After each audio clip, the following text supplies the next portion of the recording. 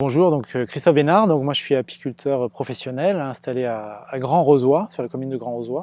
C'est une petite commune qui se situe dans le sud de l'Aisne, entre Soissons et Château-Thierry.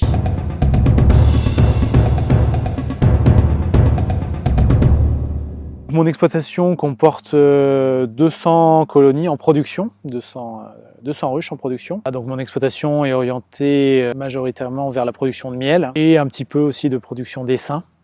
Donc des colonies qui sont destinées à la vente. Pour faire du miel, c'est un long processus. Vers Noël, vers le solstice d'hiver, les reines donc, qui sont présentes dans chacune des ruches commencent à pondre, à reconstituer les colonies. Elles ont passé l'hiver, elles recommencent à envisager le printemps. Donc elles vont repondre, elles vont gagner, on va dire, la population. Donc tout ça jusqu'au mois de mars à peu près.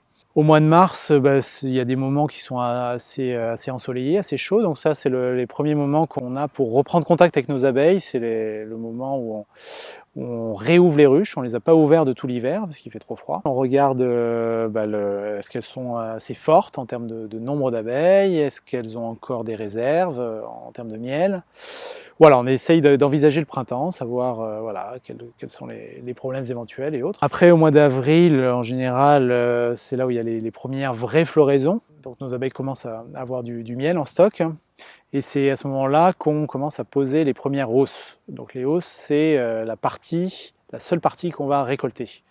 Donc là, dans les ruches que vous voyez derrière moi, là actuellement, elles sont que sur la partie du bas qu'on appelle le corps de ruche. La partie du haut, qui n'est pas visible ici, mais donc c'est la hausse, c'est là-dedans qu'on va récolter le miel.